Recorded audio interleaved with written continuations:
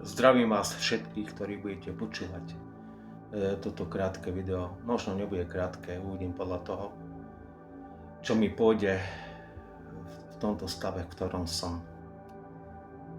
Jedná sa o to, ako vidíte, počujete môj hlas, ale sedím v miestnosti, ktorú som si hermeticky uzavrel tak, aby bola tma. Cieľom tohto zdieľania videa je to, čo v podstate aj riešim v knižke Metafyzická optika vedomia. Je to súčasťou tohto procesu.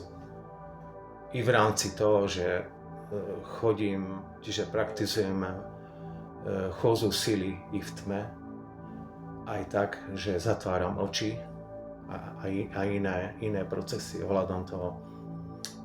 No, takže to, že počujete môj hlas, neznamená, že neexistujem.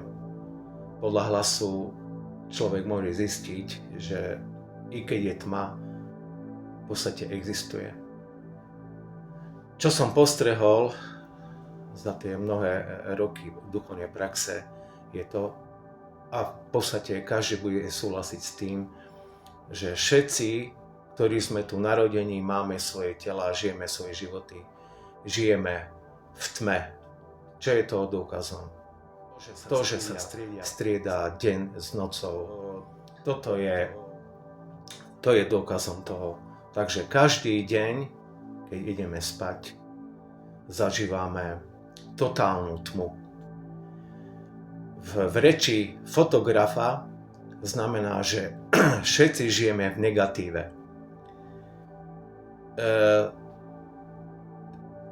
Postupne som si uvedomil, že fotoaparát ako nástroj približenia týchto vecí, aby boli dobre pochopené, je, že ak vložíte film do fotoaparátu, toho klasického, môžete fotiť aj počas dňa, aj počas noci. Takže cieľom tohto priblíženia je skutočnosť, že naozaj žijeme v negatíve, ako vo vnútri filmu.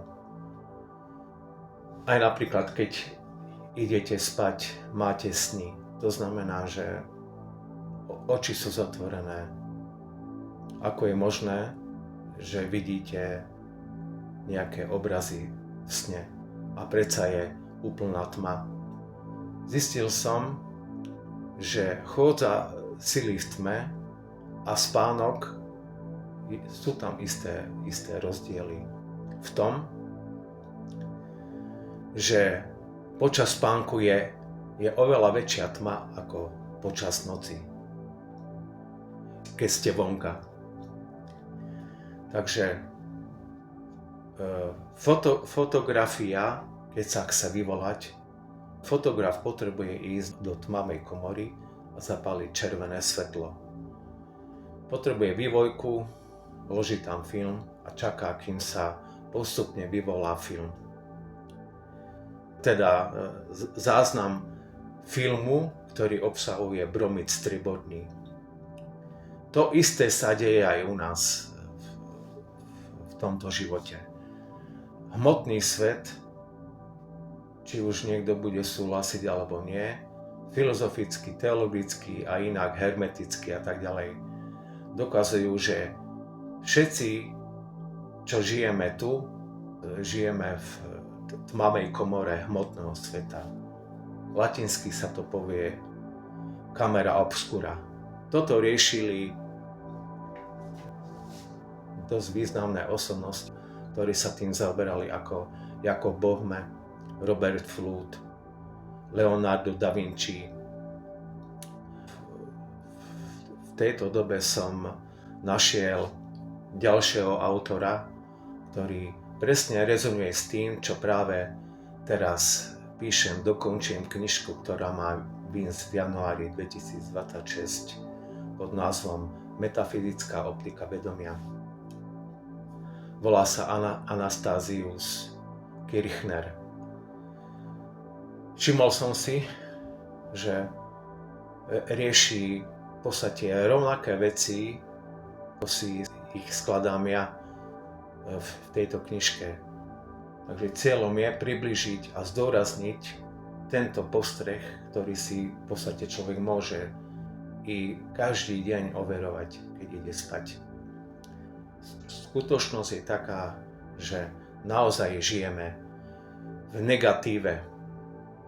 Skúste si to uvedomiť, tento príklad fotoaparátu, fotografa a vyvolanie filmu v tmavej komore.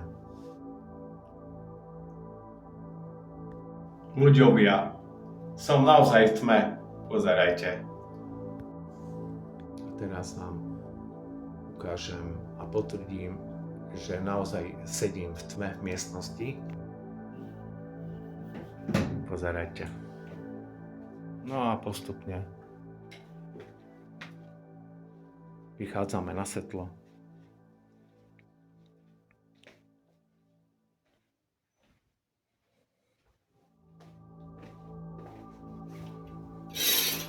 Že toto je náš životný cieľ každej živej bytosti. Výjsť z temnoty nevedomosti na svetlo poznania. Sice vidíme, že aj teraz je zamračené, to je ďalšia tma alebo závoj. Takže rôzne typy tmy popisujem v tejto knižke alebo rolety. Existuje kozmická tma, potom jemnejšia tma, ktorá je na jemnohmotnej úrovni, potom máme tmu noci, potom máme tmu tela a tmu spánku. Takže človek, aby tieto veci zrealizoval, potrebuje veľa času, veľa rokov praxe, vnímania a vnútorných realizácií, aby si to mohol potvrdiť a overiť. Takže záznam videa v tme bol naozaj v tme. To je dôkaz, že dajú sa nájsť miesta, i keď je vonka deň, alebo prebieha deň, takže môžeme si nájsť rôzne miesta, ako kúpeľňa, záchod a tak ďalej, že môžeme zažiť tmu počas dňa. To isté platí teologicky a filozoficky. Človek, keďže žije v temnote hmotného sveta, v jeho negatíve a rieši duchovnú prax, tak vo vnútri tohto tieňa, tohto negatívu si môže uvedomiť niečo vyššie. Takže ešte aj tá tma, tá temnota môže pomáhať si uvedomiť niečo lepšie v nás. Proste my môžeme osvetľovať tú temnotu v temnote tohto tela, lebo je temné, aby sme si mohli uvedomiť, ako sme tu, prečo sme, čo je cieľom. Skúste pouvažovať. Takže tu je dôkaz, naozaj som v tme.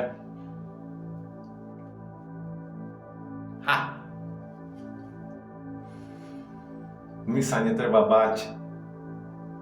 Človek sa potrebuje bať skôr svojej mysle, nie tmy.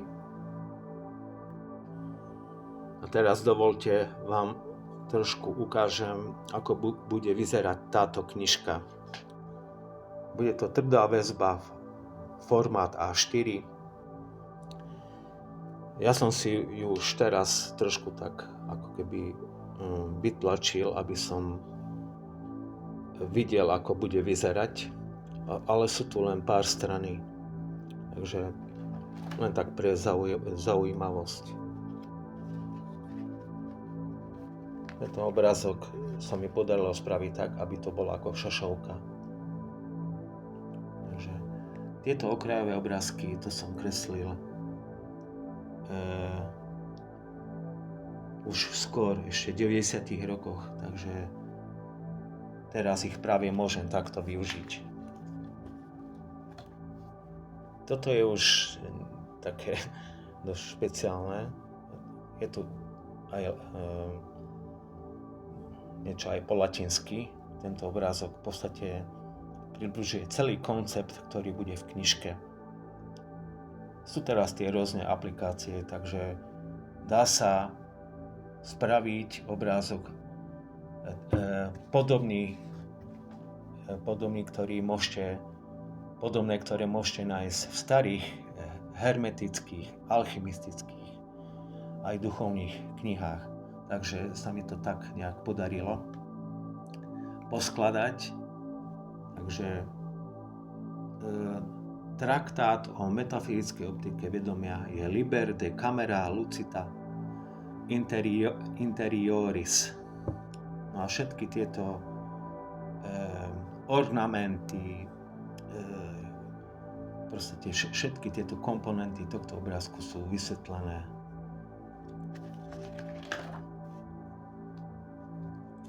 A popísané. Toto je názov. Úvod tiež som to dal do latinčiny. Toto dielo o metafyzickej optike vedomia je určené pre toho, kto úprimne a vážne kultivuje poznanie vedúce k absolútnej slobode, pochopeniu najvyššej osobnosti božstva Šri Krišnu a k návratu do jeho večnej ríše, ležiacej ďaleko za tieňom negatívu hmotného sveta. Táto kniha je výsledkom expozície vnútorného filmu v tmavej komore tela. Je to zápis svetla, ktoré sa zobudilo v tme.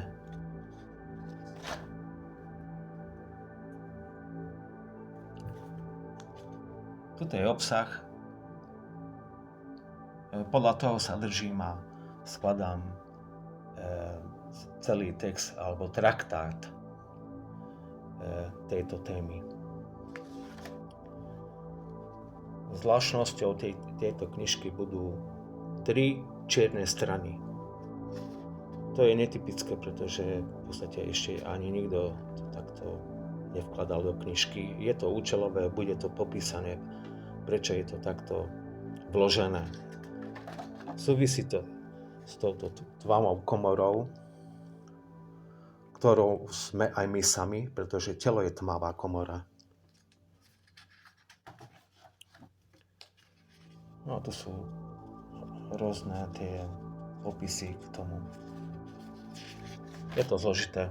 Ako zložité to nie je, len človek potrebuje veľa času, aby to absorboval a naozaj postupne zrealizoval vnútorne.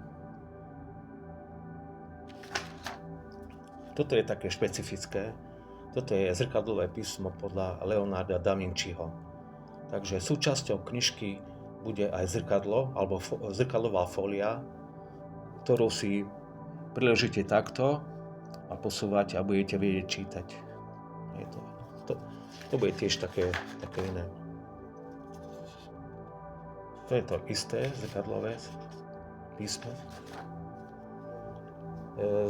Zvláštnosťou bude taktiež to, že keď človek chytí knižku a príde k určitej kapitole v nej, potrebuje otočiť celú knižku a takto čítať. Sprava, potom doľava.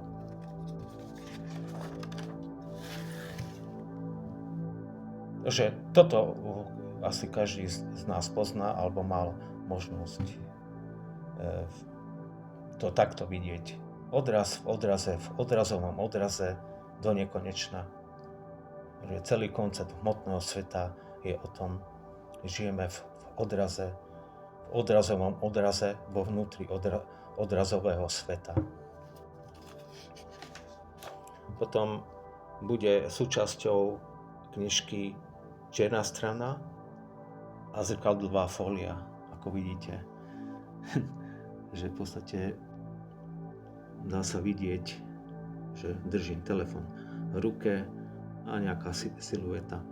Toto bude súčasťou toho, že keď príde čas splnu a keď bude vonka jasno, tak človek môže použiť túto knižku tak, že vyjde vonka, otvorí v danej kapitole tento obrázok a nastaví túto fóliu voči mesiacu. Svetlo mesiaca sa bude odrážať v tejto fólii. Toto je tiež účelový zámer a interaktívnosť čitateľa, že knižka bude nútiť človeka uvažovať a zapojiť ho do diania. Tu bude všetko tiež popísané, čo je cieľom tohto celého. No a toto tiež bude súčasťou tejto knižky. Toto je už také špecifické ako potvrdenie, že metafyzická optika vedomia nie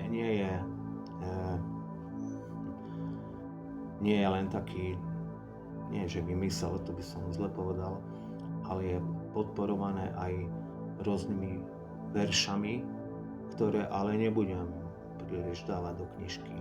Tuto je jeden verš z Upanishady.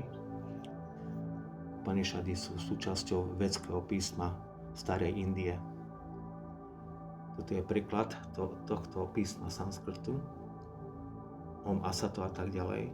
A tuto je jeho preklad. O najvyšší, vyveď ma od neskutočného do skutočného. Vyveď ma z temnoty nevedomosti do svetla pravého poznania. Vyveď ma od smrti do nesmrteľnosti. Ďakujem za pozornosť. Teraz vám chcem ešte predstaviť tohto autora Anastasius Kircher, ktorý riešil podobné veci, ktoré riešim teraz ja. Zistil som, že to nadväzuje na jeho prácu. Riešil metafyzickú optiku tiež, ale iným spôsobom. Jeho dielo sa volá Veľké umenie svetla a tieňa. Tu sú jeho obrazy, ktoré kreslil a ktoré sú zakomponované v jeho traktáte. A tiež ukážem obrázky, ktoré som kreslil 90 rokov až do teraz a ktoré budú súčasťou knižky, ktorú dokončujem.